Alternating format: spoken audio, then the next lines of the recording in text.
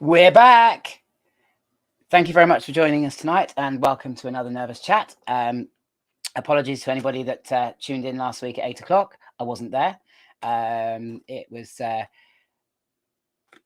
combination of things, a couple of little things going on that meant I needed a bit of a break, and the guest who was due to come on last week, through no fault of their own, unfortunately couldn't make it.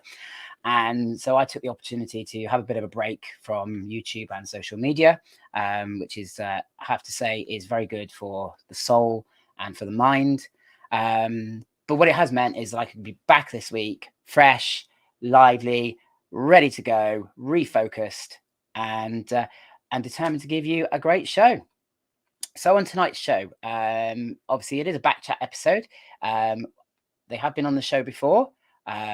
Some of you may not have seen them when they were on the first time. It was a little while ago now, I believe, just around the Halloween period last year, which was quite an apt time to get them on, really. But I wanted to bring them back because things change, and they've changed, and they've got lots of exciting things to talk to us about. So without further ado, let me bring them back in, Johnny and Celyn from Hangtime Horror. Good evening, guys. How you doing? Not bad. Had a busy day, but we're okay. Yeah. Mondays, there's only one reason to look forward to on Monday, and that's obviously 8 o'clock Monday night and Nervous Chat. Otherwise Mondays are a slog. They really are a slog. I totally am with everybody who says Mondays are a slog. It's it is a bit of a job to get back into the week. Just to say a quick obviously good evening to everybody that's in the live chat tonight so far. Good evening, Oscar's Airtime. Lovely to have you with us as always. Parks and Sharks, Rob and Ellie. Thanks for joining us tonight. The Small Branches, that's Rich and Ellie. Let's see who else we've got. Photo Theme Park. Please forgive me, I can't remember what your actual real person name is. So chuck it in the live chat and remind me, please, because I don't like referring to people by their handles. I much prefer to address people by their names. It's just a bit more personal, if you ask me.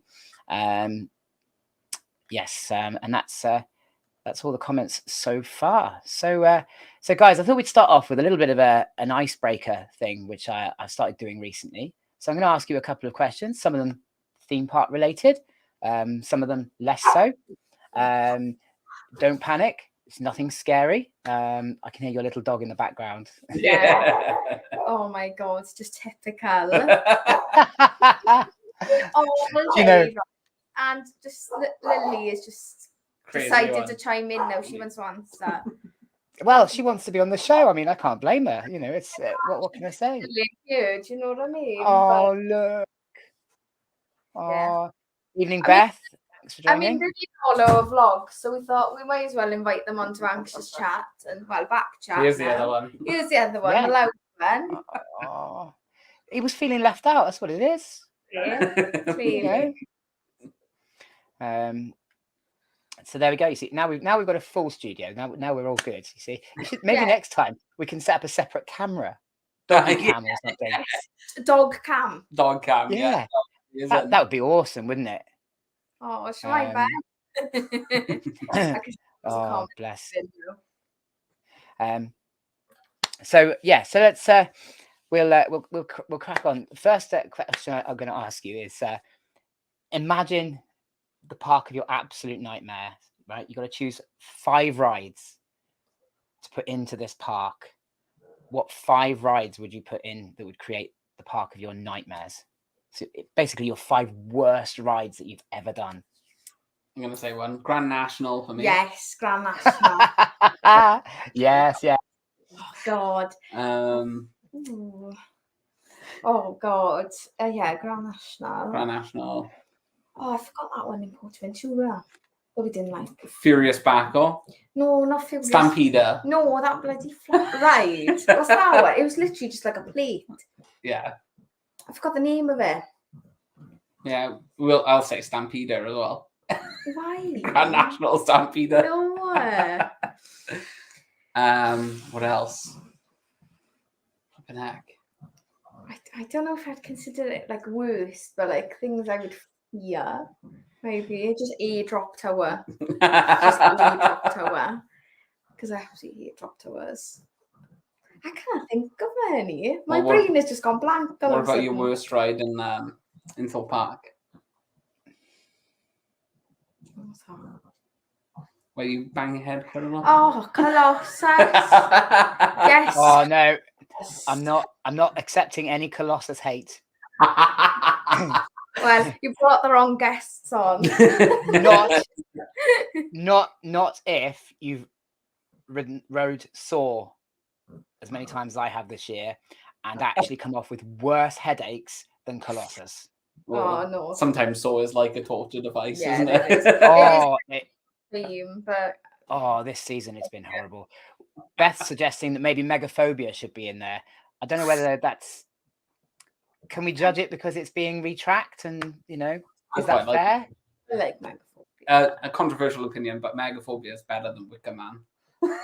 Ooh. No. Oh dear. And one more now. One more. I've literally forgotten every single ride I've ever ridden in my whole entire life. Any wacky worm. Yeah, wacky worms. There we are. I'll do. Nice. That's a good selection of rides. I certainly agree with the number one that you came out with. Grand National, I think, is one ride I'll never get back on. We thought we were going to die when we went on that. Yeah, and the fact that there was nowhere to put your bags either. Like, I had a little bum bag on me, and my bum bag had broken, and nearly all my lipsticks and everything flew out. It was awful. So never again. So yeah. I must admit, I came off that thinking that my spine was coming up through the back of my head. Literally. It made Colossus feel smooth. It really did. And that takes a lot of doing, to be fair. But yeah, I think I actually preferred Infusion. Oh, that's another one. Oh, and that's a rough old beast. But whoa. Yeah. Oh God. Yeah, I couldn't deal with that. That should be truant. No, we went on Grand National, one of the first rides. We were like, I don't even know if I can stand another ride. That was just one ride that genuinely scared me. Yeah. And it takes a lot to scare us, as you can imagine. But my God, no chance. I was particularly scared on the Big Dipper because I actually thought I was going to come out of it. Flipping out. Because the lap bar didn't hold me in particularly well. So of course, when the airtime happens and you start to rise, and I rose into such a position where my legs felt like they were slipping out from under the lap bar. And I literally grabbed onto Steve, who was sat next to me, and went, "I'm falling out." So that was an experience. But yeah. Right. Next up, guys, food. Pizza, pasta, rice. What? Just the best or the worst? Which one you prefer? Pizza. I'm more pasta. Love it. I pasta like so many times in a week. It's unreal. Pasta and cheese. Pasta and cheese is just, I don't know, comfort food for me. So yeah, a lot of people would argue about me not having pizza, but pasta has my heart. So yeah. So the pizza pasta restaurants in the Merlin Parks are ideal for you two, aren't they? Yeah. To be fair, we always go. Yeah. Definitely. Or a cheeky little Tesco's meal deal won't miss either. So yeah. Absolutely. What was your dream job growing up? Director. Yeah. A film director for me. Okay. Initially, I used to bounce around a lot. So I used to want to be a zookeeper. And then I wanted to be a photographer, which kind of leads into what I do now. And then I met you, and then I found your love for film, and then I've become a videographer, and now that's what I do. So, yeah. I just very fitting for YouTubers and being a videographer and that kind of thing, I suppose, isn't it? But yeah, I like you. I bounced around so much. I still don't know what I want to do when I grow up. Beth's saying she wanted to be a dinner lady. Oh yeah, definitely. Like, imagine all the like leftover cakes and stuff that you'd have. Mine's on food.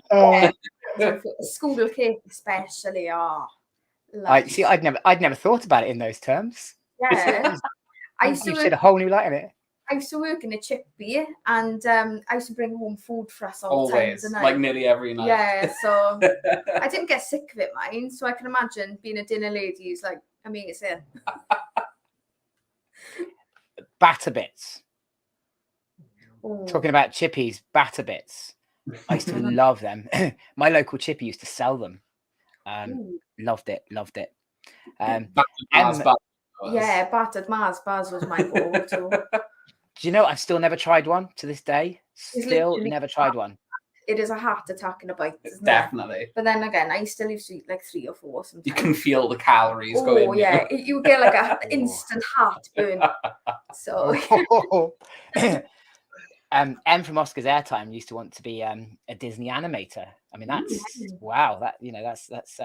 I originally, the earliest job I can remember wanting to do was to work on a cruise ship. Oh, that's cool. Yeah, I don't know where that came from because none of my family do it. I just remember that as a kid I wanted to work on a cruise ship. Sadly, I'm scared of deep water. I don't know that it would have been the best job for me, and I do get seasick. So maybe Good idea. The universe told you no. Yeah. Something somewhere was telling me that's not the job you want to do. It really isn't. It really isn't. It's the whole thing of like wanting to travel and things, maybe, because I can see why that could be appealing. Yeah. I also wanted to be a children's BBC presenter at one point.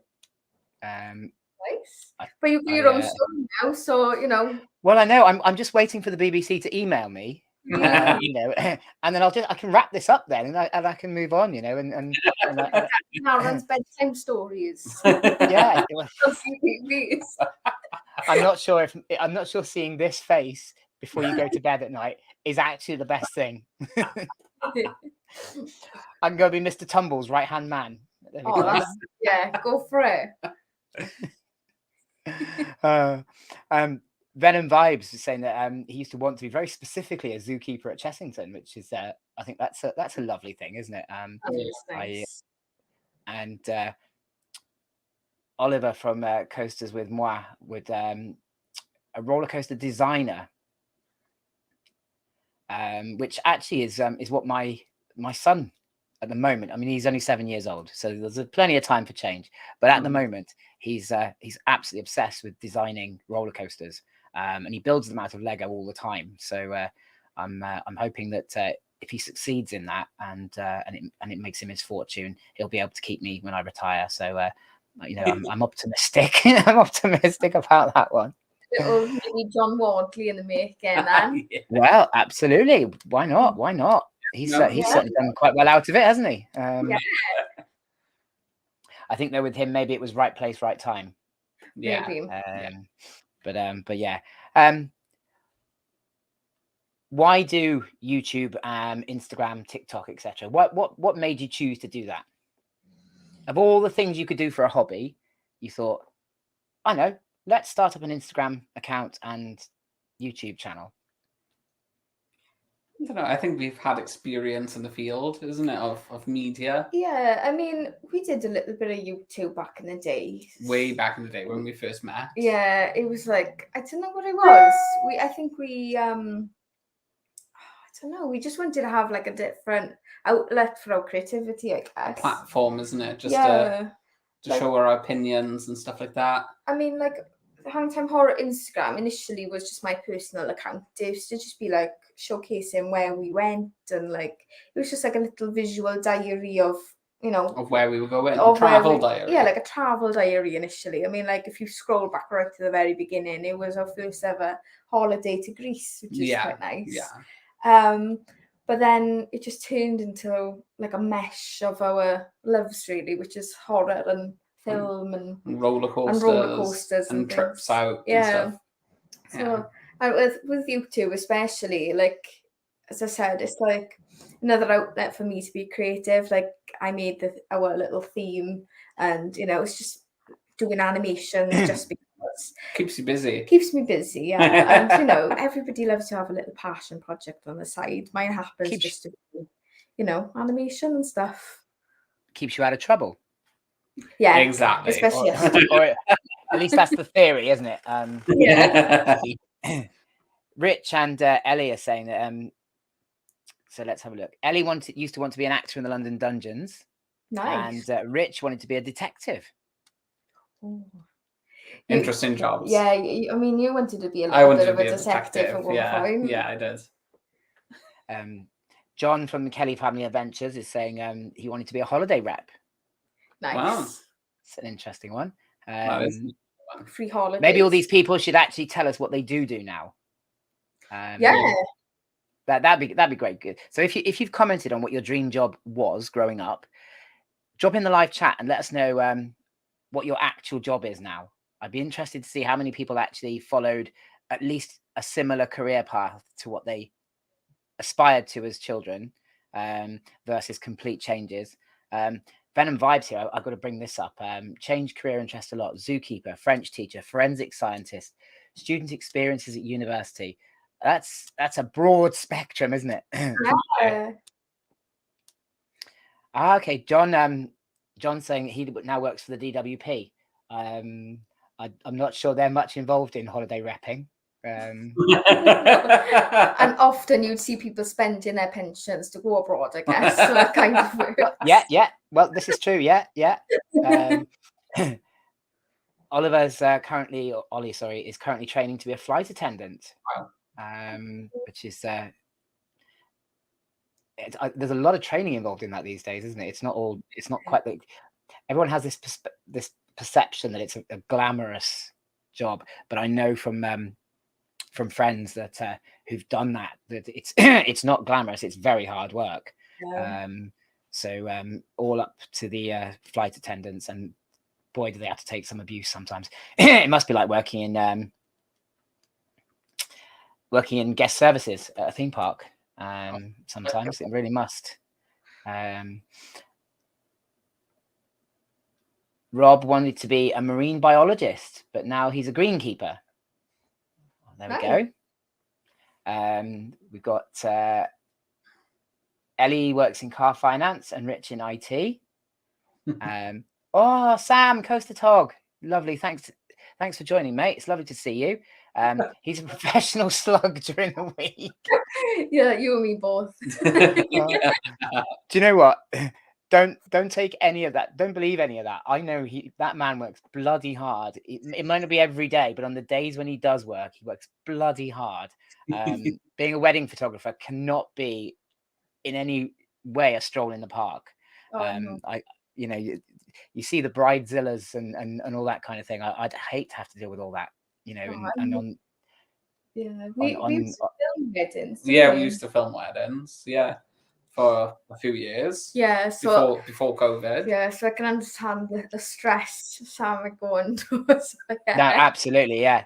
Beth's just qualified to be a teaching assistant. Oh, well done, Nice. Beth.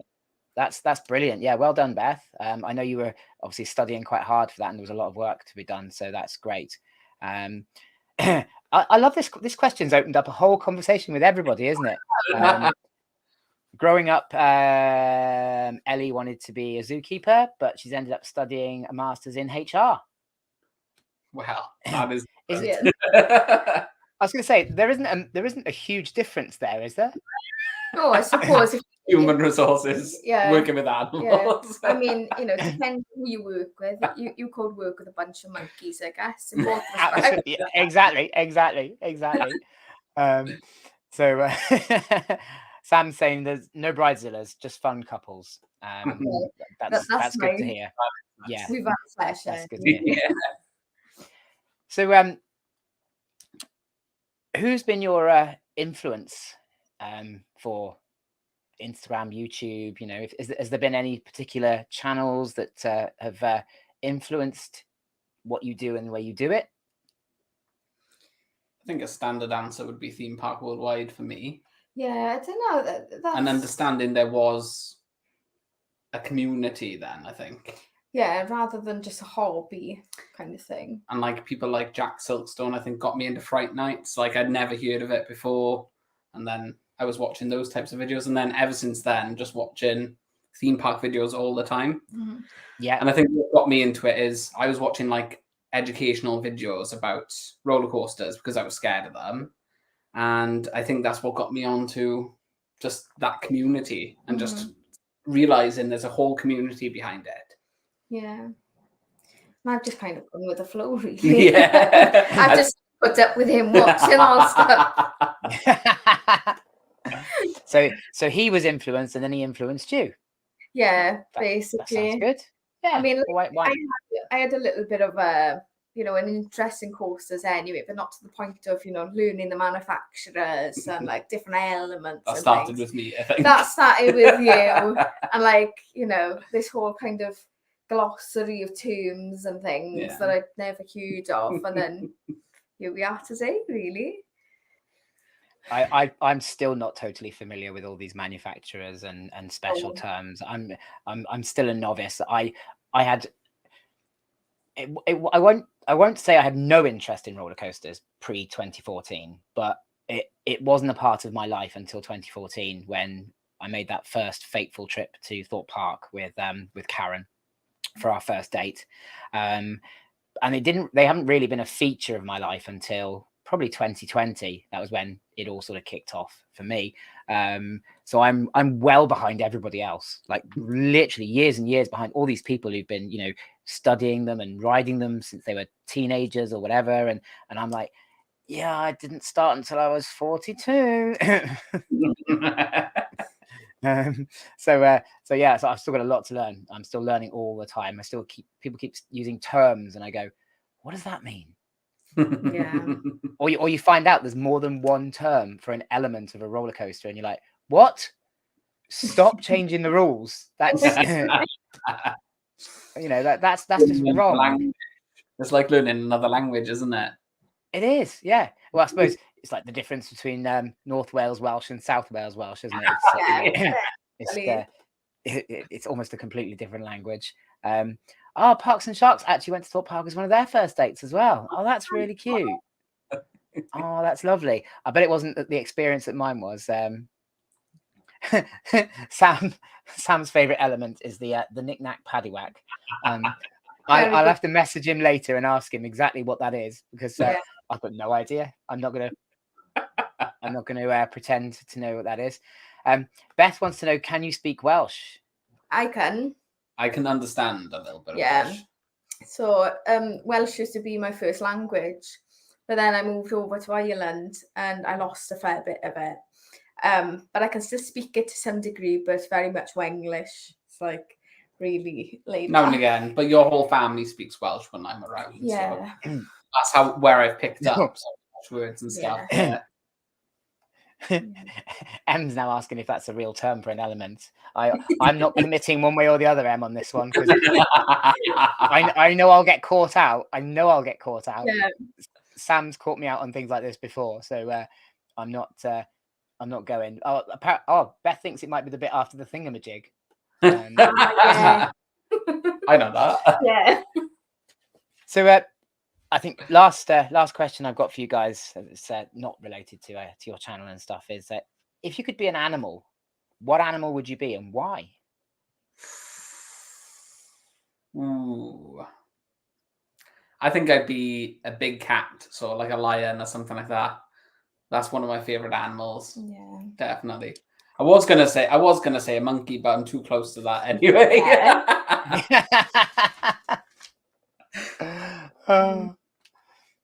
think it's like a mix, either between like a fox, because I love foxes, or an elephant.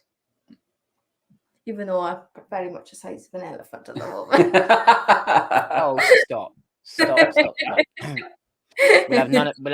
We'll have no self-depreciation on this show, none at all. It's all about making people feel good and confident. So none of that.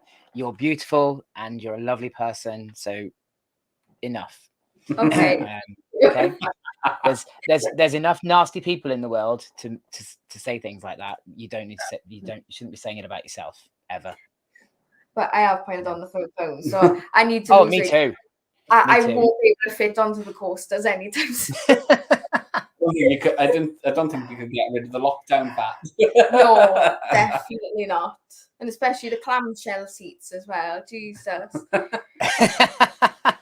I lost the lockdown fat, but I've slowly worked on putting it all back on again. I think I'm now back to what I was during lockdown, which is and it's crept up on me. It really has.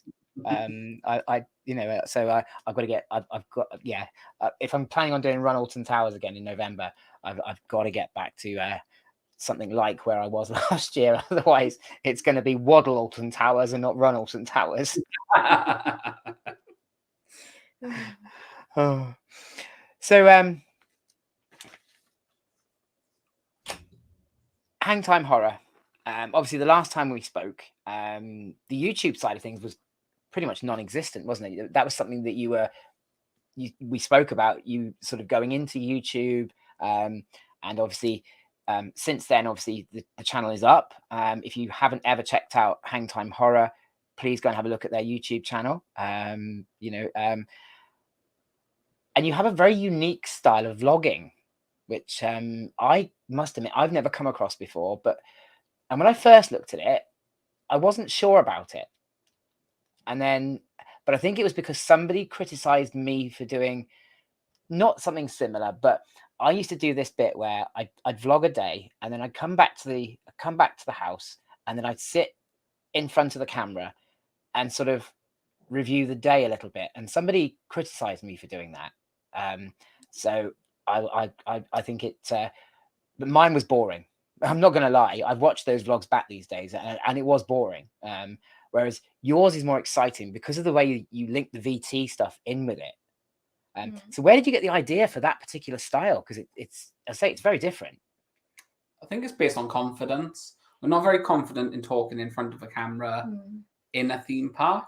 Yeah. And to be honest, especially coming all the way from Wales as well, we kind of want to be present when we're actually there, because theme parks aren't exactly the cheapest things to go to. No, definitely not. So just capturing things as they happen and then talking about them later, we can really reflect on the day and take things a lot more in than just talking to a camera straight away. Exactly. Opinions can change as well, so we could be on the way and we'd be like, oh, we actually like that, instead of disliking it initially. Do you know what I mean? Thinking about it, talking about it beforehand, and kind of doing it that way. But I think it all comes down to the confidence part, which I think we've worked on a little bit now.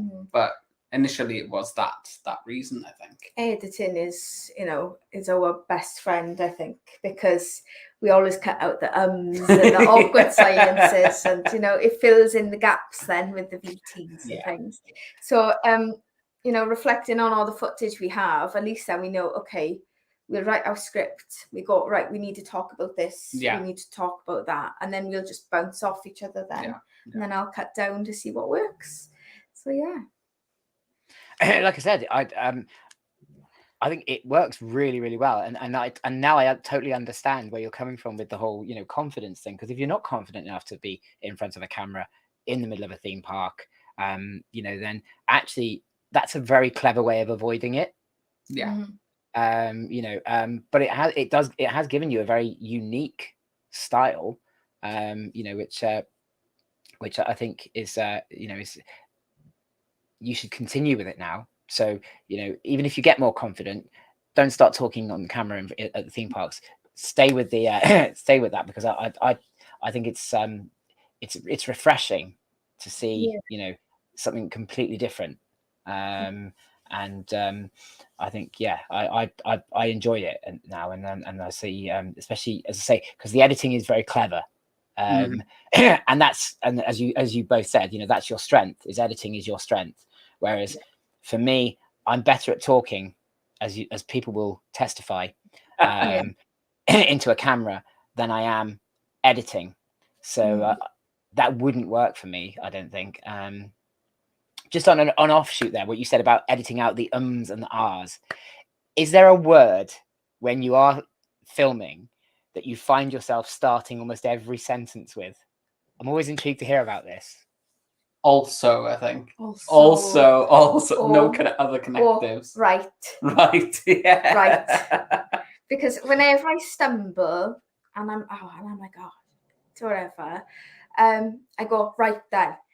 And then I start again. Putting yourself in the mode. Yeah, you've got to kind of shake yourself and then, right. I think that's just a Welsh person. Yeah, that is the Welsh. But yeah, also, right. And, yeah, I'm sure there's another word as well. But no, right is the That's one. my If we go-to. do- Or also. Yeah. All the time. The amount of alsos we've had to cut out is insane. Or we talk over each other sometimes. Yeah. Because we get so overly excited and we're like, oh crap, all right, okay, let you talk now. Start the sentence again. And yeah.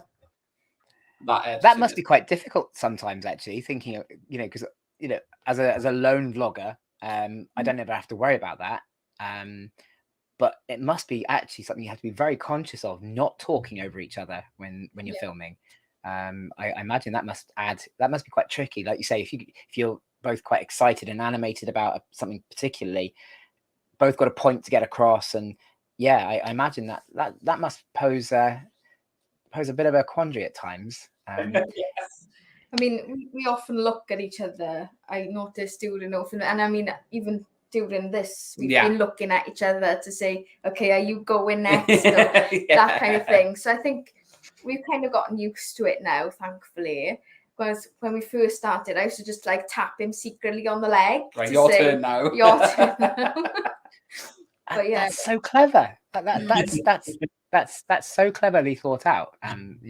Just a little tap on the leg, and I suppose if he doesn't start talking, it turns into a stab. Yeah, come on. Or an elbow. You're like, talk. Turns into a hospital. Talk. Yeah. Oh, brilliant. So obviously, now that you've got the channel set up, I know that obviously you did a couple of vlogs early part of the year, Alton Towers opening, Curse at Alton Manor, Lee said soonest mended. And what are the plans now for the channel? What direction is it going to go? Is there something?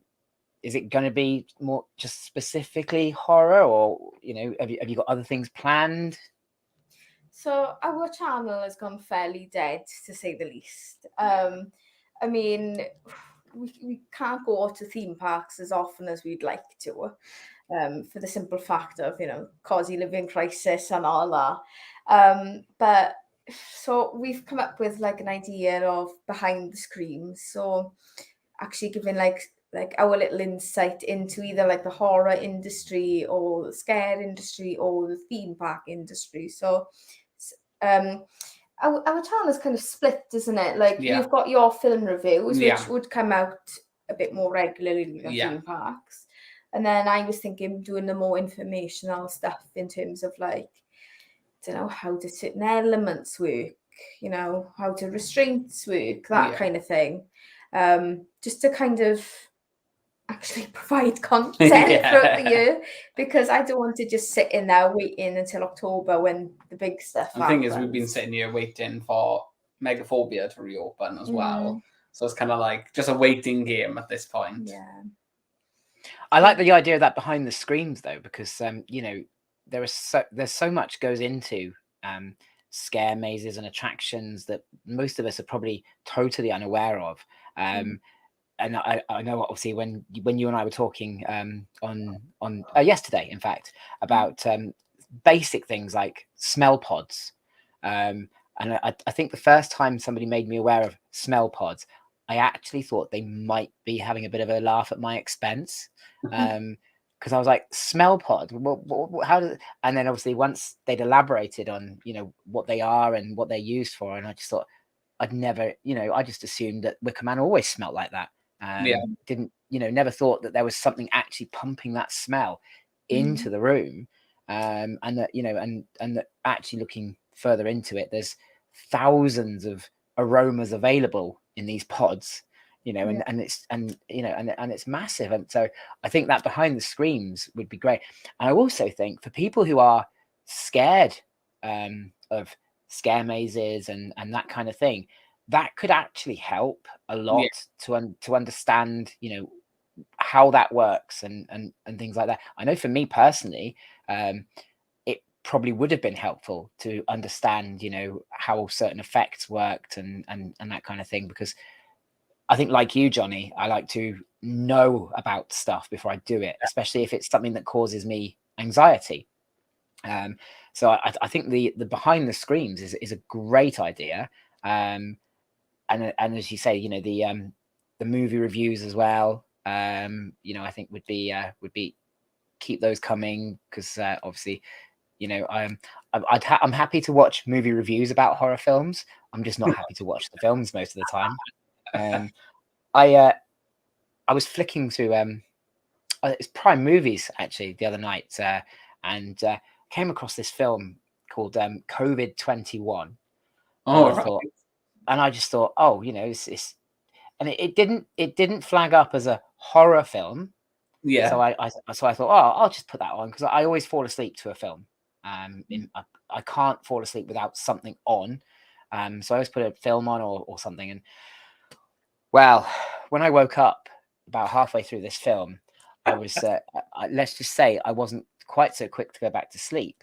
And regretted putting this film on, because actually it was quite scary. I think it was probably more so because I caught it just the wrong moment, in this massive zombie sort of scene going on. That was a little bit disturbing at about 1 o'clock in the morning. So yeah, but I've just never been great with horror movies. You know, I like the idea of them, and I like to be scared, but I still like to be in control of it. And I think, yeah, sometimes that's doesn't always work. I'm better than I used to be, but I'm still quite the coward when it comes to horror films. I wish I wasn't, because so many people seem to get so much enjoyment from being terrified by them.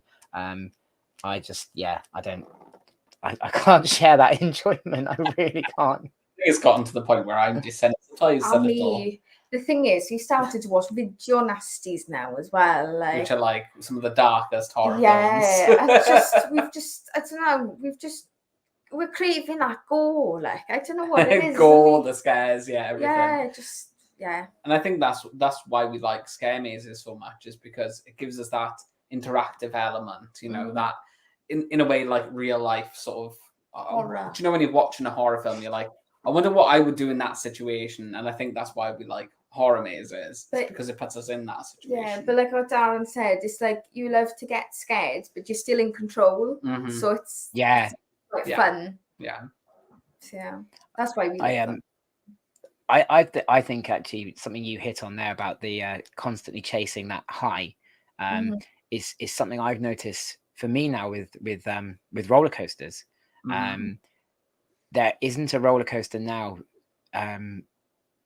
that causes me enough fear to give me that high.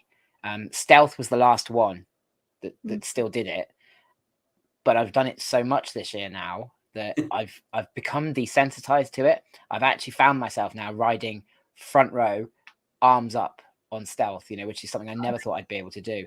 So I'm now desensitized to it. It doesn't give me the same rush.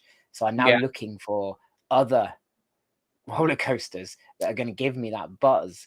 I've got a feeling I'm going to end up doing bigger and bigger and bigger roller coasters. Red Force.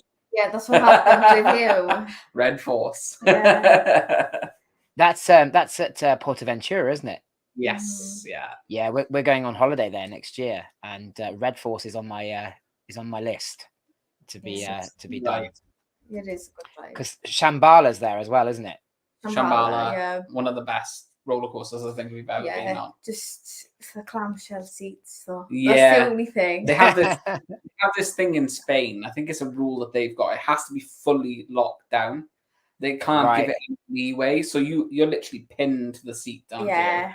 It's a little bit uncomfortable. I think we nearly did the walk of shame. Yeah. And I was like, oh, come on, mate, just put it down. Push it down. I'm not used to this roller coaster. Grant's a crowd. So Put your back into it. Come on, man. it turned out it was just the way I was sitting because I wasn't like telling you to put your legs out, wasn't it? yeah, and I was like, you're not supposed to sit with like your legs up here normally, but there we are. Yeah, I think Sam here has got a valid point about hyper. Which is why I'm really looking forward to. Obviously, I am looking forward to Exodus because obviously it'll be a hyper coaster right on my doorstep essentially. And I think I think that's going to be will be the next thing to give me that thrill. Until I can get to obviously other parks in Europe to get things like Zadra and Hyperion, Red Force, Shambhala, all those ones. I think I'm probably going to have to make do with Exodus for now, and sort of let's see where we go from there. But yeah, I am quite looking forward to that. So obviously with we're already starting to talk about Halloween. I know it's only July, but I know that behind the scenes the parks are already planning, and I know that because of obviously talking to Ents people that I've become friends with at Thorpe Park. So I know that it's already in the planning stages. So what are your plans with regards to Halloween this year? Are there any particular parks or attractions that you're excited about? We're going to try out Chessington. Yeah, this will be our first one in Chessington, which I'm excited for. I can't wait to get back to Fear-Avon Valley. Fear-Avon Valley is one of the best places we've been to. And to be fair, well, our love for like scare attractions all started with Fright Nights, and I would always say Fright Nights is the best. I was very much Fright Nights, like both of us really. Girl, like. But Fear-Avon, it just knocks everything that Merlin would ever do out of the park, definitely. I think Fright Nights this year is going to look very different, isn't it? Because obviously Creek Freak Massacre has gone, and that's going to be missed. That's going to be missed by us. And and that's a very popular scare maze. There's no doubt about that. There's going to be a lot of people sad to have seen that go. Obviously, I for me personally, I think they'll stick with trailers for another year. Despite the fact that I came out of trailers going, I don't get it. I think it's played out now for me personally. And I mean, they've had it in like carnival and stuff, and other events other than Fright Nights. Yeah. I think personally, Breakout at Bozo's, which was the carnival version of trailers, was actually better than trailers, because it wasn't solely geared up to scare. It was to entertain as well, and it was better like that. It was almost like the staff felt a little bit freed to be a bit more sort of, I don't know, unique almost, because they could interact. They weren't just trying to scare. They were actually they were there to entertain and have a bit of fun with it, because obviously carnival was about fear and fun. And I thought that Breakout of Bozo's was very good, but trailers was I was disappointed in trailers. I just didn't get it. I think I'm tempted to say that they'll run with survival games again, because obviously that was brand new, wasn't it? I hope they build on it as well, like build on that sort of story behind it. Because we had when we did survival games, it was kind of like one run through we were in there for like 5 minutes, and then another one we were in there for 15 minutes. It was just so inconsistent. And I know it's 5 years, but like everybody's gonna have a totally different kind of reaction to it, I think.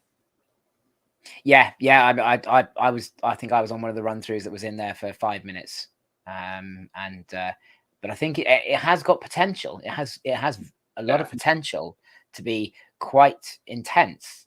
I think it just could be, there's things that could be done, but let's hope they will build on it, because I think that's what they try and do, isn't it? The year, if it stays to the next year, they try and build on it and sometimes that makes it better, Mhm. sometimes not so. I know obviously a couple of people in the live chat here are saying that trailers was better the first year, Yeah. Definitely. but that last year was weaker. But Agreed. Yeah, I mean, but so we say, you know, obviously we can only speculate now. I think I think it's going to be interesting this year because, you know, obviously things like Morecambe Meadow, that walkthrough, that's not going to be possible this year from what I can see because of the way they've opened up that whole area now. Yeah. There isn't that sort of funneled walkthrough anymore, is there? So it'll be interesting to see whether they bring the crows back and where they bring them back. I think they'll probably put them where the terminal was, if anything. yeah, maybe. That could be a good space to put them. That's always been Yeah. a maze space. It's always been a maze space because Do or Die was there. Walking Yeah. Dead. Or they might end up building something like Death's Doors Yeah. for the terminal. Because we were saying Not terminal. The crows rather. because we were saying like a farmyard sort Yeah, of thing. like a barn. Like or a barn something. would be cool, like a good facade. To Yeah. have those in. So yeah, I'm hoping they bring them back. I think they've been teasing for it to be a fully fledged maze for ages. Yeah. So I'm hoping that they do. Because that's one of our favourites. Yeah, the crows. There's something quite disturbing about them, isn't there? Yeah. It's The because way they're they move. quiet as The well. way they move. Yeah, yeah. There's no noise, and they're obviously because of the sackcloths. There's no movement other than the eyes. Yeah. Yeah, I must admit, I they do give me the chills a little bit, but in a good way. I like the idea behind it, and I think I think turning it into a fully fledged scare maze would be brilliant actually. And a barn is a good idea.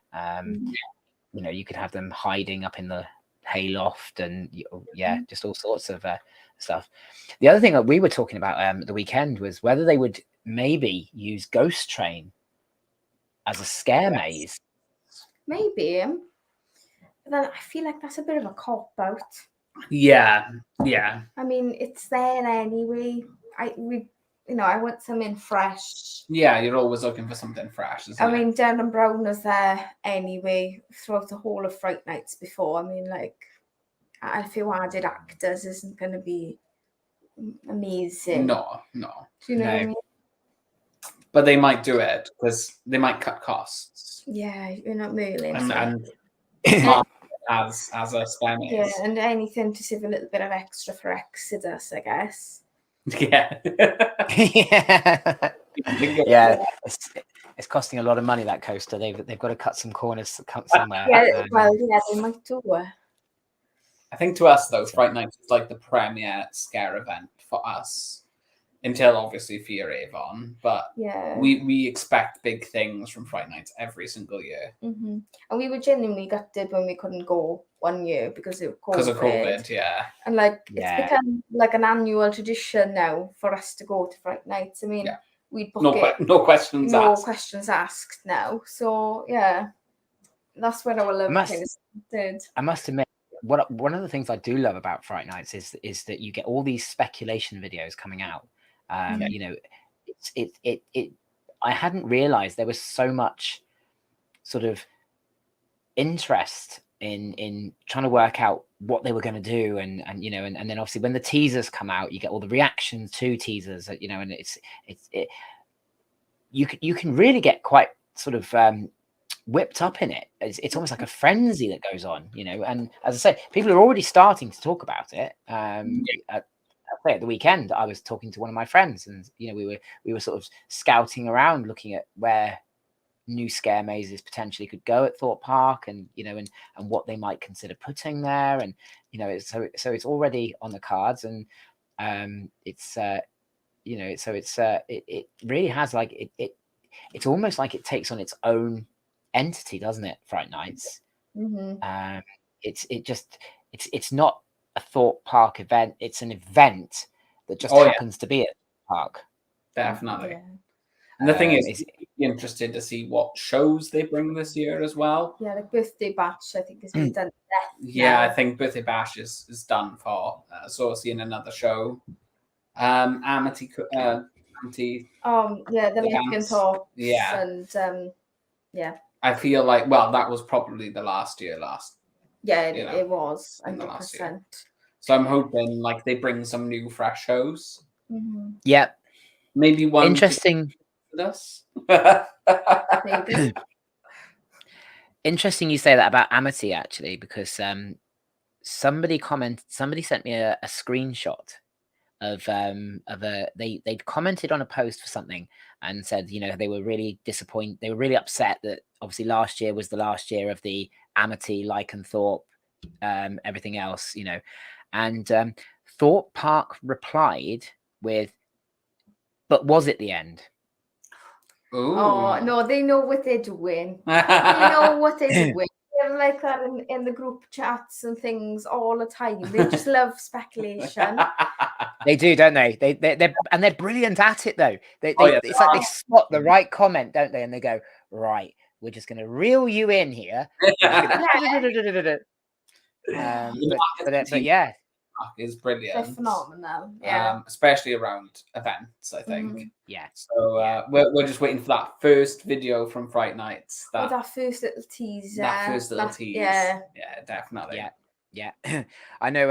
I've already spoken to the guys that I had on a few weeks back, and they've said they'd love to come back and do a Fright Nights sort of speculation show, where we're just because obviously they don't get told until the very last minute. I didn't realize this. They don't get told until the very last minute what's going to be happening. Wow. They are quite sort of thrown in at the deep end, and they are literally just, I think they get just enough time to, if you rehearse, if you like, what it is they're doing. But as far as allocation of characters and what the actual mazes are, etc., is concerned, it's kept very, very quiet until the very last minute. And then once they are told, they have to essentially sign a non-disclosure document, so that that basically is a gagging order, if you like. They can't talk about it. So what we've tried to do is work out when that's likely to be, to try and do a show as close to as we can before they're gagged. Yeah, that's a good. Because they like to speculate. I didn't realize that they like to speculate amongst themselves. They, when they're in the dressing room and stuff, and they're talking about obviously Carnival's the next big one, and then after that it'll be talking about Fright Nights, etc. But they also like to speculate the way we do, as to what's going to happen this year, what they're going to do this year, what characters they're going to get this year, and who's going to be playing what, and all of this kind of thing. And I just thought, how great must that be, to be in that environment and also, but still kept in the dark like everybody else until it's absolutely necessary for you to know. So I thought that was pretty good, and like I said, it'd be great to have them back as well to tell us what they think, and sort of see where that goes. As far as scare attractions are concerned, I have to ask you, if there was one scare maze or attraction that's gone that you would want to bring back. It doesn't have to be obviously a Thorpe Park scare maze. It could be anywhere in the country, or anywhere that you think of. Is there one maze that stood out for you, or attraction that you just thought, I wish they'd bring that back? Other than Creek Freaks, because I'm biased. But this was one of your favorites. It was one of my favorites, but to be honest, I quite liked The Walking Dead Do or Die. I think that was a really good maze. That was a strong maze. You go through like a school bus at the start, and you had the cannibals, and they used to pull certain people into rooms, and you'd be like one-on-one with the actor, and they'd go and take you to a pig trough and slit your throat, and they'd have a blood effect. That was really cool. That was a good maze. Yeah, and we were split up at one point. Yeah. And a fire alarm went off as well. That's what Kaylin went through the whole maze by herself. Yeah, and I was like, where's the Oh no. I walked through it all, and I was like, oh my gosh, there's lots of smoke here, but it was just smoke effects. Thankfully, it wasn't an actual fire. And that's also the maze where I tripped over. Yeah, typical like. Yeah. Oh. So basically, we knew there was a chainsaw. This is like the 4th or 5th time we went through that maze. And we knew there was a chainsaw at a certain point in the maze. Yeah. I thought, where the hell is this chainsaw? Usually they start running after us now. All of a sudden, that's all we could hear was the chainsaw. And I just go, run! And Caitlin's like, what? Run! And then all of a sudden, I just fall to the floor. Yeah. Proper horror cliche.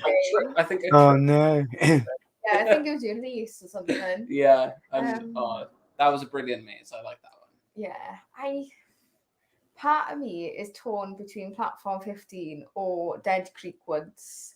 I say Dead Creek Woods because I had like a massive panic attack. Just because, well, to be honest, We had 3 chainsaws going. Yeah, 3 chainsaws, and like this guy in like this tunnel kind of thing. But bear in mind, this was like our first ever like Fright Night, so I wasn't expecting like chainsaws. But I couldn't calm down, could I? I was like, what the hell happened? But I wanted to go.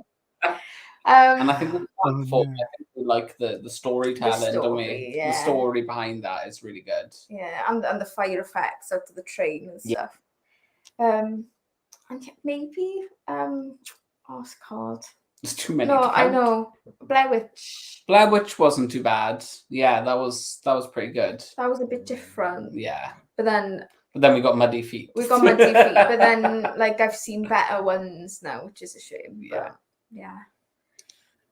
Those are fair enough ones as well. Oh, Thorpe Park was. But to be fair, we have been going around the places now ever since. But as I said earlier, Thorpe Park is our go-to usually. But yeah. Thinking now on the flip side of that coin, what's the worst scare maze that you've ever done? That you are either glad that has gone or wish would go, if it's a current one. What's it called? Vulcan's Peak. Oh yeah, that was awful. It was a hooded maze, so yeah. It's in the old, it's in where Trailers is now. But it was in the I'm a Celebrity building. Yeah, they hadn't done much to actually change it. And you had to follow a rope, didn't you? You had to put yourself on a rope. Yeah. That wasn't very good. No. And then the parts that were good, they took the hood off right at the end. Yeah. Those parts were good and everything else was terrible. Yeah. I'm glad they got rid of that. I'm glad that wasn't a big and same with the the sound ones in both Terminal and Invitation, they weren't very good. But outside, obviously, outside of theme parks, they're all right actually. Yeah. My brain's going. So the audio experiences that they put in the Merlin parks, the Invitation and Terminal, we did one that was outside of the theme parks, which was Flight, I think it was called. Yeah, Flight it was. And that was brilliant. I think that was a 45-minute experience. Yeah. I can't remember who runs it now. Dark. I can't remember. Is it Darkfield? Darkfield. I kept thinking Dark Pictures, but I'm like, no, that's a production company. That's a video game. But no, we tried Flight, and that was much very better. good. Yeah, we enjoyed that. I think, obviously, with my limited experience, Terminal would be my choice to go. It was just shocking, absolutely shocking. How they could actually charge people to do that. I just couldn't understand. Esther saying that the welcoming at Towers was a bad one. Oh, I on that one. Our first that must have been last year, wasn't it? Yeah. So obviously we touched briefly earlier. I'm going to take you sort of back now a little bit on the whole Megaphobia and Oakwood thing. Obviously, Oakwood is, well, I suppose anybody in Wales could say Oakwood was their local park. Yeah. Because it is the only park in Wales. Yeah. Are you optimistic that Oakwood can turn a corner maybe with the retracking of Megaphobia? Is there news on that being completed anytime soon? I don't know. They're very hush hush on the socials, aren't they? Meant to open in June, I think, or end of May, June well, time. Yeah, they hinted towards like a summer opening, didn't they? Yeah. And there's, to be fair, in Awkward, there's not many rides there, so having Megaphobia not operating is a massive thing to that park. It's almost like, why couldn't they have done this retracking during the closed months? It just doesn't make any sense that they're just doing it now. It's a strange decision. But I think, where did you read this? I don't know whether it's somebody in the group chat that said maybe they're wanting to sell Oakwood off to a bigger company. Yeah, because you've got Spooky 3D having a retheme. Yeah, that's been totally ripped out. Certain, I can't remember where, but certain areas of the park are being done up. The golf course, yeah, the that's golf been course. totally redone. And obviously Megaphobia, so it's just a bit, I don't know, a bit unusual, isn't it? Yeah. And if somebody were to buy it, I think, obviously, I don't think Merlin would ever buy Awkward, but I would love something like the owners to Drayton Manor to maybe pick it up, because they put a lot of money into, different areas and new things, as we know from Manor. So I would love something like that to happen to Oakwood, because I think the company at the moment just letting it rot. Yeah. I know they are making improvements now, but I think it's too little, too late. Yeah. Do you know what I mean? It's just a shame, maybe, because it was a very good park. We enjoy it anyway. But I think we say, it's a very good park because it's very nostalgic to us. Do you know what I mean? It's our home park. We used to go on school trips and things, and but seeing as all the parks we've been to, it just doesn't compare, unfortunately. Which is a shame. Do you know what I mean? I think they need a brand new roller coaster that maybe is first of its kind for the UK, just to draw people from further away. Like the people that would frequent the Merlin parks, I think would actually make the trip over if there was something worthwhile there. I personally think Megaphobia is worthwhile, but I don't know, maybe something that's a world record breaker, or even just a UK record breaker. So I mean, they could get away saying the first of its kind in Wales, because exactly. I think what Sam's saying there about it's too far out of the way geography wise, I agree with that to a degree, but from what you were just saying there about, if they had a coaster that was a draw, people would come. I mean, you think about the number of British enthusiasts that fly out to Poland, fly out to, or take the trip over to Belgium for the Ride to Happiness, or to Portaventura for Shambhala, and all those kind of rides. So geography is only a problem because I think there's nothing worth the trip for. Yeah. And I think you're right. If they had something world beating, I don't think it even necessarily needs to be a first, just something, a very good version of something. Would bring people. Yeah, they got loads of space in Awkward. Behind tops and stuff like that, by speed. They have a lot of land which I think they could use. Yeah. And like Betha just said as well, it's not just Awkward. There's, you've got Folly Farm, you've got Bluestone. You can make it a big trip if you want to. So it's not just Awkward. You won't regret a trip to Folly Farm. No. It's brilliant. If you like original sort of fair rides, they have some really old rides there which are really enjoyable. Yeah, and there's a sloth there. So that's just that automatically makes it amazing. Peaked here. It's already next level, isn't it? It's but I think Dave and obviously the point you were just making there about I think the Welsh Tourist Board maybe have to put their hands up a little bit here and say, that their marketing job isn't being done very well if people think the only thing to go and see in that area is Oakwood, because as you say, there are other things to see. Obviously Dave says about a trip into Cardiff, and obviously the places that you've mentioned there, and there's lots of places to visit in South Wales, not just Oakwood. Maybe that's something that needs to be worked on as well, is that drawing people in, as so that you're not just saying, make a day trip to Oakwood. but actually saying, come to Wales for a few days. Mhm. We've got Oakwood, and we've also got this, and we've also got that, and rather than just trying to sell Oakwood on the back of Oakwood. I think I agree with the it needs to be sold. I don't know that the company that's got it is going to invest the kind of money that it possibly needs. They are making improvements, absolutely, and it's great to see. But are they likely to invest in new coasters? I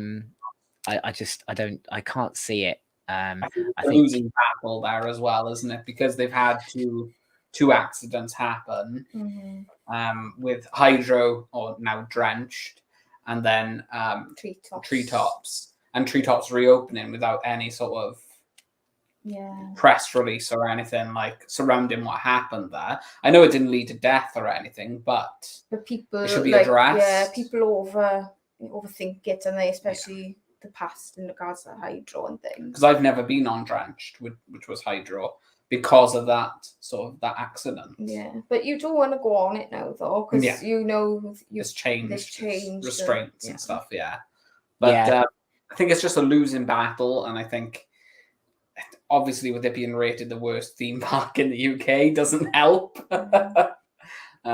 So it'll be good. And the thing is, they do have a lot of events on as well. I mean, we went to Spooktacular a few years ago, and really I'm surprised that they had chainsaws. And they've got a constant scare maze there as well. Yeah. Okay. And that was really good. The witch, what was it called? The Witch Hunt or something. Witch Hunt.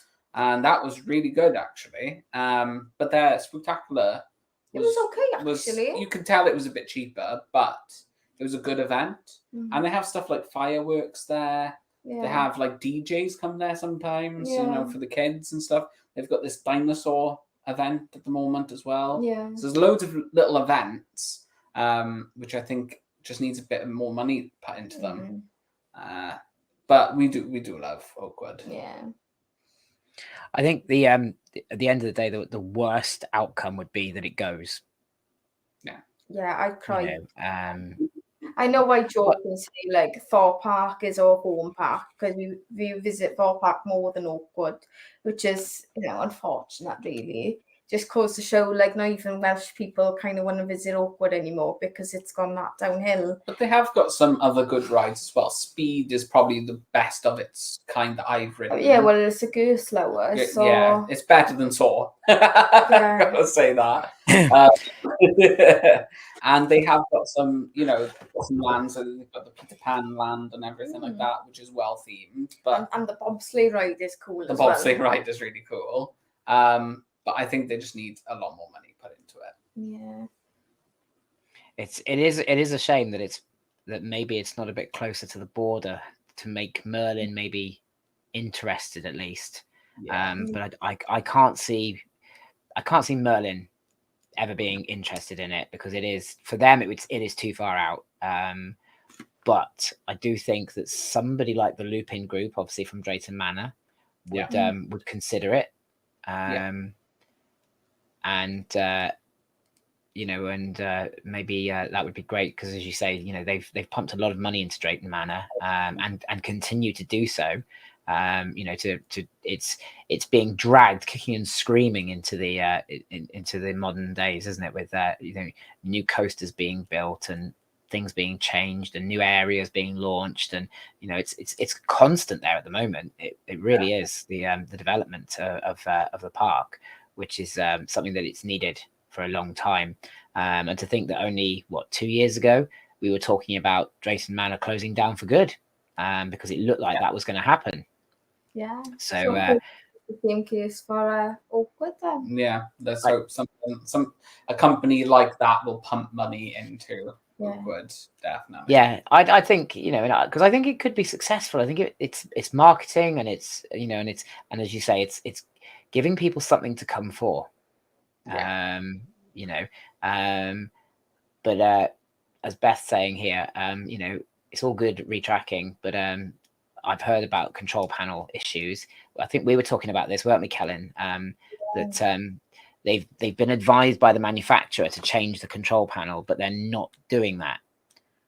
Yeah. Seems like a strange decision. Yeah. I don't It know. does seem a very strange decision, doesn't it? Because surely that advice coming from the manufacturer is probably based on safety as much as anything else. So Yeah. why would you choose to ignore that and go, oh no, it's okay, we'll stick with what we've got, thanks? That just seems like a very bizarre decision. It seems like a financially driven decision. Yeah. Yeah. But bearing in mind the safety record that they've sadly got, maybe Yeah. not the most sensible decision that they could have made.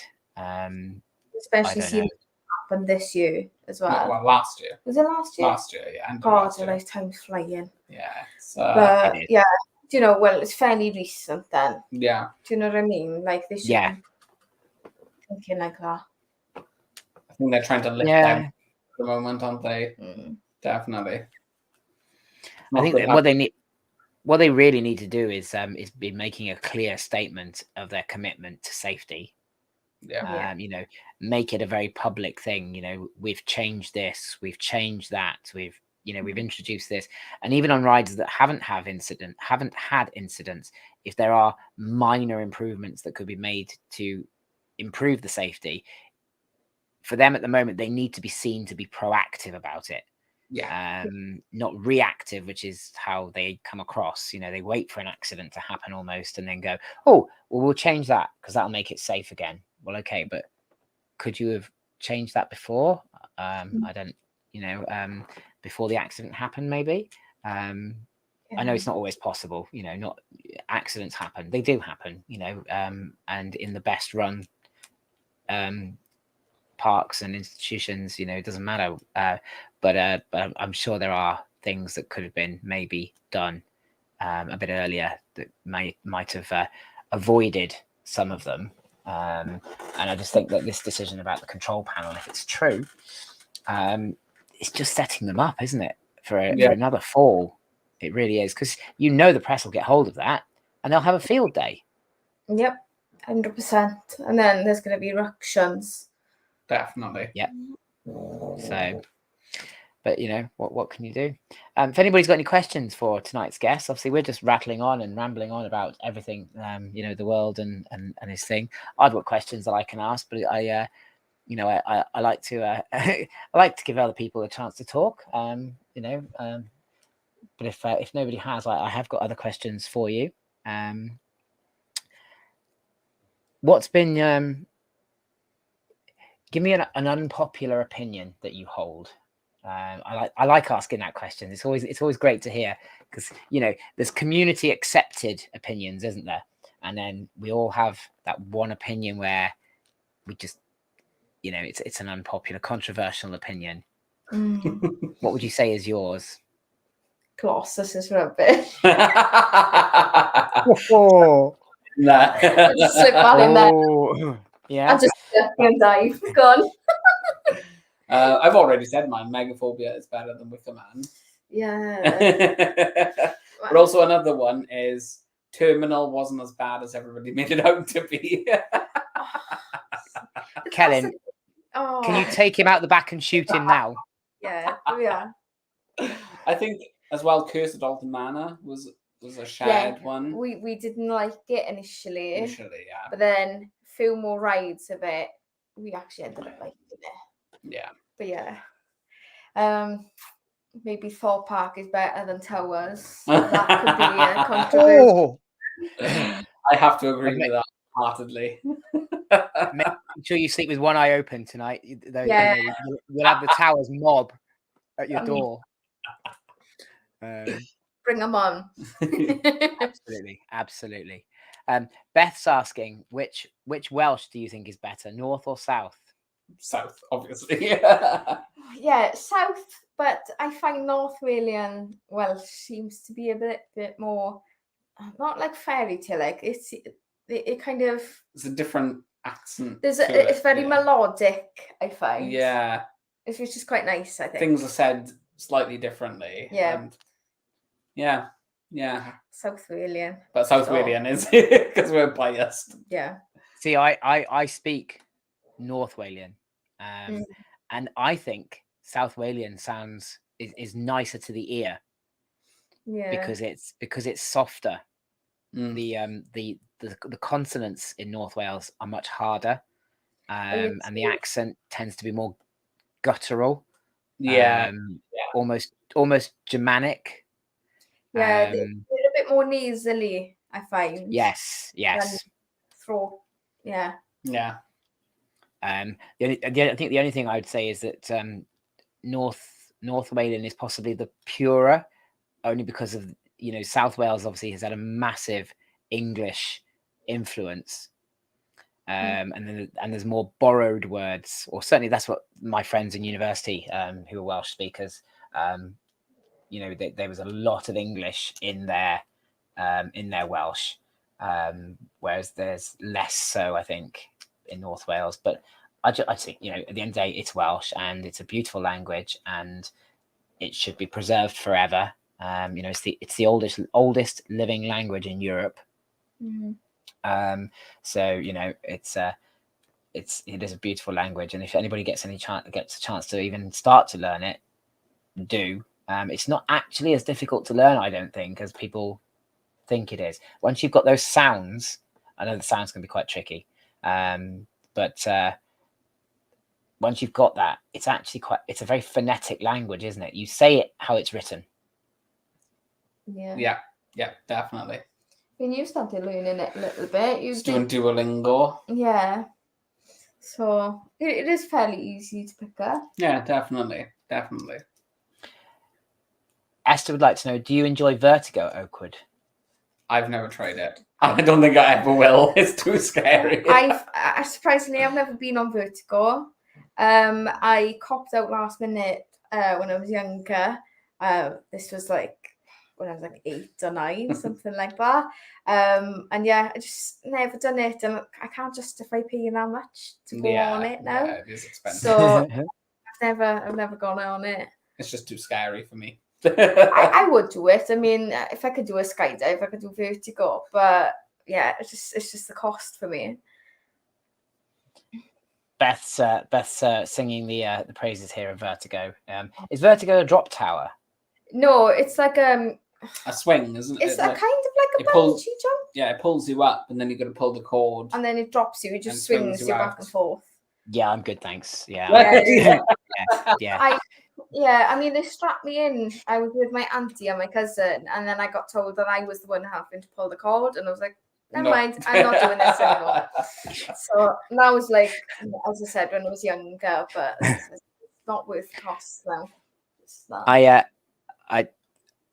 Part of me wants to say, bearing in mind what we were discussing earlier about their safety record, not sure I totally trust that Vertigo right now. And it's and if they're charging you for the privilege as well, I think maybe I'll let that one go.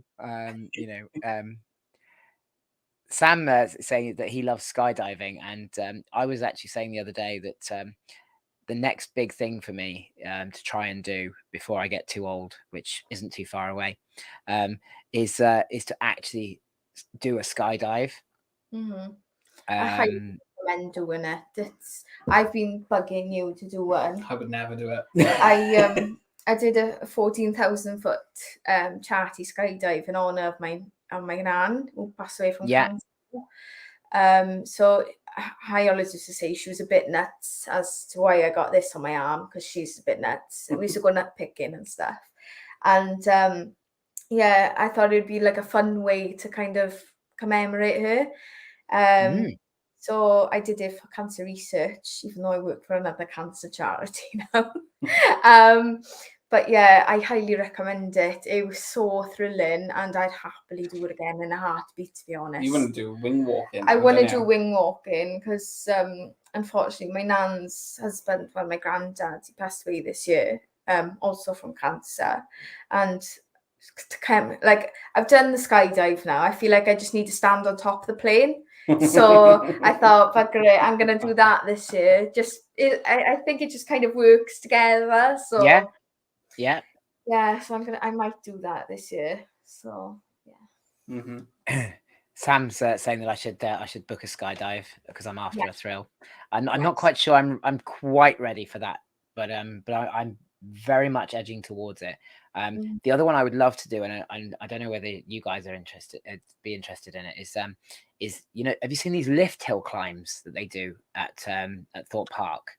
Yes. I'd love to do one of those, but I just know I would freeze. I would absolutely freeze up and not get to the top, which is a great shame, because the one on friend of a friend, I call him a friend. We're all friends here. Graham, I think his name is, Red Balloons 99, posted on his Instagram. He'd done the swarm. Nice. Oh. And he posted the photographs from the top, and it was just an insane view, but made me feel sick just looking at the photographs. And that's the issue for me, is that if the photographs, sorry, Gary, not Graham, I always call him Graham, it's Gary, from Red Balloons. I worry that if the still photographs of it make me feel like that, then I've got no hope of getting up it. I really haven't. We watched is it Sidemen with KSI? Yeah. Oh, he did the swarm, and oh my god, he's bricking it, wasn't he? Yeah.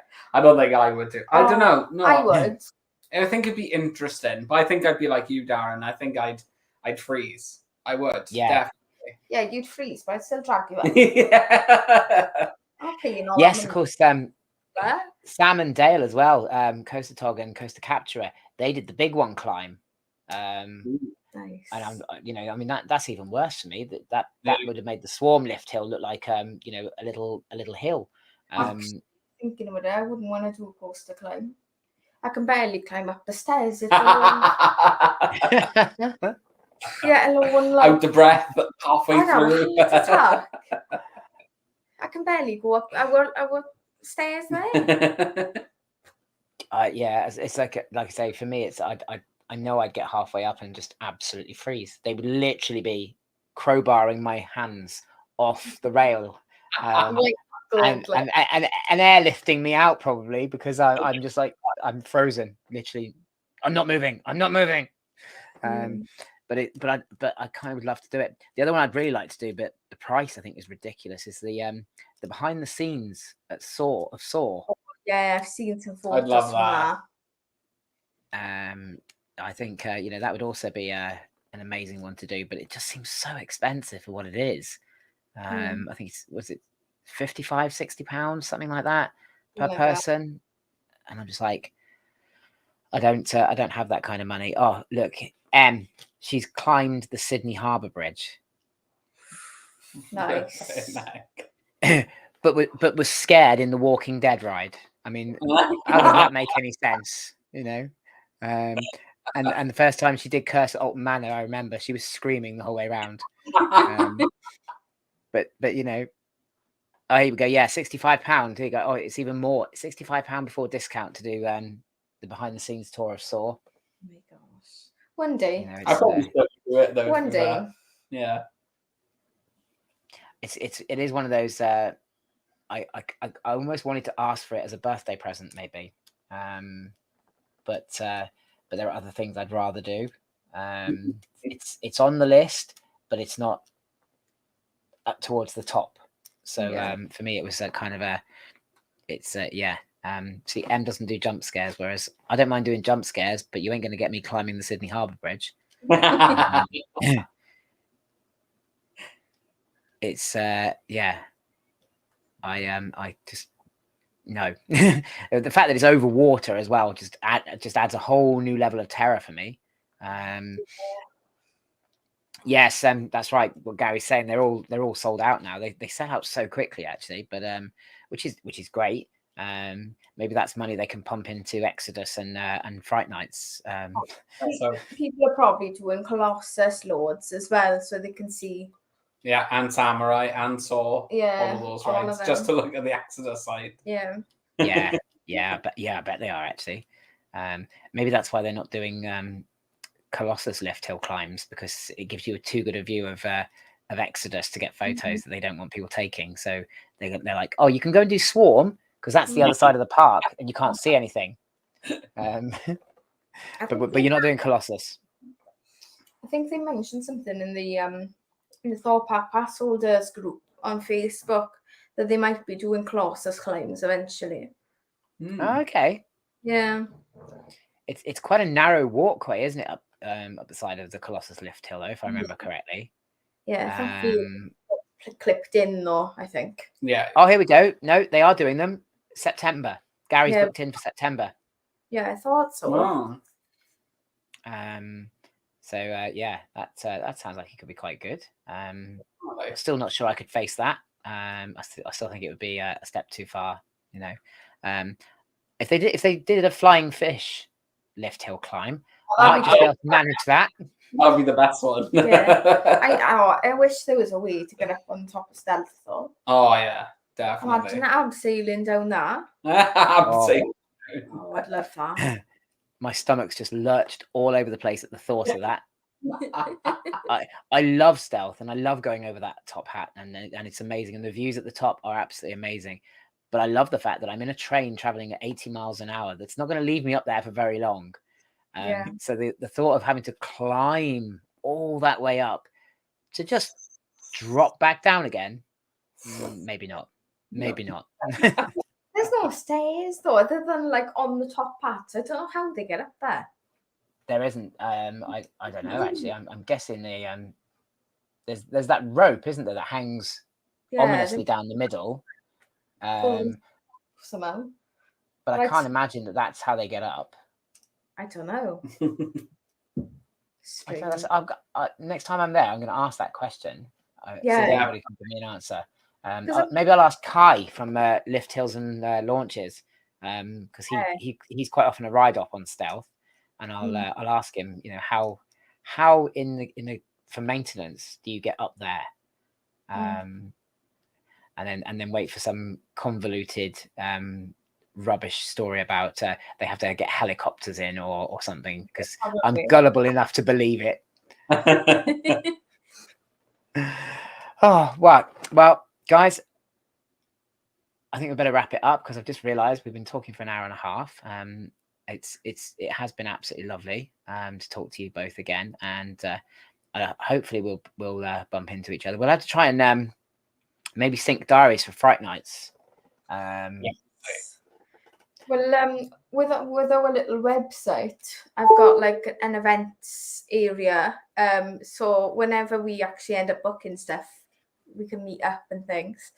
So you can see when we're in Gardaland and we're at Fear Avon because we just love bumping into people now. Ever since we've met some people from the community, we've got a bit of that's one of the highlights. A bit of a high from it, which is lush. So yeah. We'll try and arrange a meet again. Yeah, definitely. And I think obviously Fright Nights is probably the most likely for us because I'll definitely be there at least once this year. It's quite possible I may end up there more than once, just purely because of maybe not necessarily to do mazes every time, but it's the night rides. Having done Swarm in the Dark last year. I'm like I want to do the others now. I think my first visit will be the first weekend because that appears to be the quietest weekend. So might be able to get a few dark rides in. But then I might go a bit closer to Halloween as well, just because the atmosphere changes to a more Halloween atmosphere. I might try that this year. So we'll definitely have a look. Obviously, Celyn mentioned there the website. Hangtime Horror do have their own website as well. So if you want to go over there and have a look, I've dropped the link for the website in the description for tonight. It's not just about the YouTube and stuff, is it? Isn't Johnny's movies reviews are on there, and as you say, the plans for your visits and all that is all on that website, and it's also beautifully done. I had a look at it earlier, and I was absolutely blown away by the professional look of the website. I mean, I know obviously it is what you do for a living, Helen, but it just looked absolutely amazing. So please go and check that out as well. And I believe there is a like a following service that you drop your email into, and you can be kept updated by all things Hangtime Horror coming up in the near future. And hopefully there will be lots to come from you guys now that we are heading towards Halloween. Yeah, we definitely got a few tricks up our sleeves in October. Let's just say that. Some of the ideas we got for some videos. Yeah, 100%. So fantastic. Well, I look forward to seeing all of that. And as I say, and I really hope I get to bump into you guys again, because meeting you at Towers was on obviously for opening weekend was absolutely brilliant. And it's always nice to see people, isn't it, and meet them in real life when you've spoken to them. So on that note, I will say good night to you both, and thank you so much for coming on again tonight. It's been a lot of fun. We've had some laughs, and it's always nice to get that somebody with a different park background, to get to Oakwood and being sort of out in Wales and that kind of thing is, it just adds a bit of a different element to it. And as much as I didn't want to spend much of tonight talking about obviously horror and Halloween, I suppose it is an unavoidable subject when the majority of what you do is based around that. But it is what it is. But as I say, I look forward to speaking to you both soon. And thank you so much for joining us tonight. Thank you for having us on. Yeah, exactly. It's been really nice. It's been an absolute pleasure. If you're not in a rush to get off, I'll drop you backstage, and then we can have a bit more of a chat afterwards if you want to. But that's up to you guys. But I'll drop you out, take you out of the stream for now, and say good night. And I'll speak to you very soon. Take care. See you later. Oh, bye. Oh, now you can. Oh, my heart now. Oh. Well, there we go. Johnny and Celyn, Hangtime Horror. Absolutely amazing people. I've met them in real life, and they are as lovely in real life as they are online, I can assure you. So go and check out their channel and their Instagram and TikTok, and of course the website. And also Johnny's movie review website, all the links for which are included in the description for tonight's show. If you've enjoyed the show, please smash that like button. It means the world to me, and obviously helps with the YouTube algorithm business stuff. And yeah, thank you for watching. Thank you for all the comments in the live chat, and I look forward to seeing you all next week. Got a bit of a special show next week. It is another back chat episode. I am bringing back another guest. Unfortunately, because of the available times for the next week's guests, I've had to do it this way. But that's fine. I'm sure you guys will enjoy it just the same. So on that note, as I say, thank you for watching. If you're watching this, if you're watching the recording, thank you for watching. If you're new to Nervous Chat and new to Anxious Rider 78, please hit that subscribe button, hit the like button, leave me a comment, anything you like about the show, and I will try and get back to you as and when I can. So until next time, Monday, 8 o'clock next week, I will see you soon. Bye.